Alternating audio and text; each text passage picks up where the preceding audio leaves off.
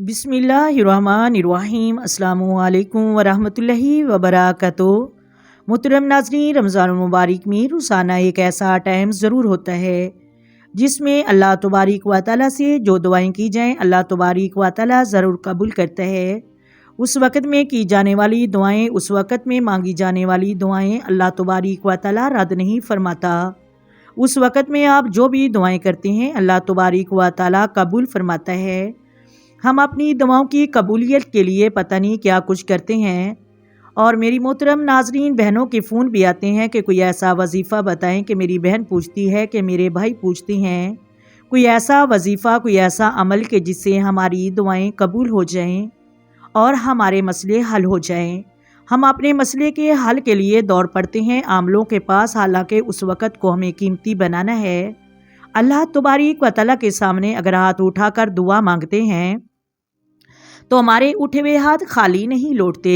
अल्लाह तबारक व तआला हमारी झोली भर देता है। इस चीज़ की गारंटी नबी करीम सल्लल्लाहु अलैहि वसल्लम ने दी है। मेरे नबी सच्चे हैं, आपकी बातें सच्ची हैं। ऐसा हो ही नहीं सकता कि नबी करीम सल्लल्लाहु अलैहि वसल्लम फरमाते हैं, ऐसा हो नहीं सकता।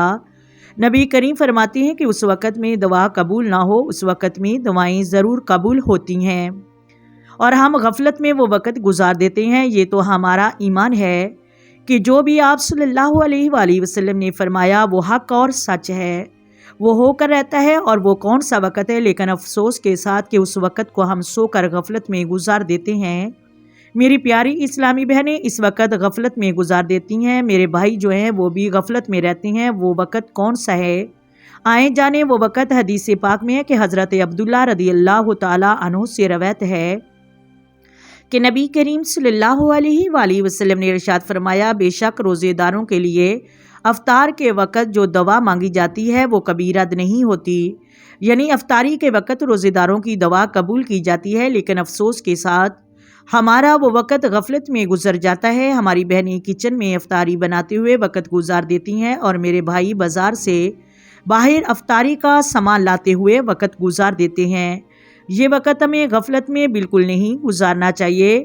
कोई भी आपका मसला है, कोई भी परेशानी है, उस वक़्त एहतमाम करें, आधा घंटा केवल दस्तरख्वान बिछा लें, सब अफराद मिलकर दस्तरख्वान पर बैठकर और अल्लाह तबारक व तआला से उस वक़्त में जो भी दुआएं मांगें अल्लाह तबारक व तआला उन्हें कभी रद्द नहीं करता। उस वक़्त उठाए हुए हाथ कभी खाली नहीं लौटते। इसकी गारंटी खुद नबी करीम सल्लल्लाहु अलैहि वसल्लम ने दी है। अल्लाह तबारक व तआला से उस वक़्त दुआएं मांगने की आदत डाल लें। ये रमज़ानुल मुबारक हमारे लिए दुआओं की कबूलियत का सुनहरी मौका है।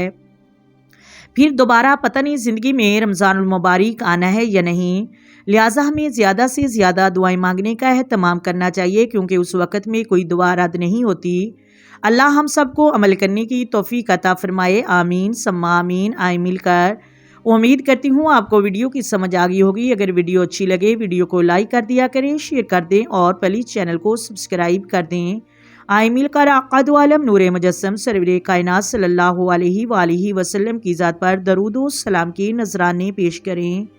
अस्सलातु वस्सलामु अलैका या सय्यदी या रसूलल्लाह, अस्सलातु वस्सलामु अलैका या सय्यदी या हबीबल्लाह, अस्सलातु वस्सलामु अलैका या सय्यदी या नबी अल्लाह व अला आलिका व स्वहाबिका या सय्यदी या मुहम्मदुर रसूलुल्लाह। मोहतरम नाजरीन, अपनी दवाओं में याद रखें और दवाओं का एहतमाम करें। अल्लाह हाफिज़।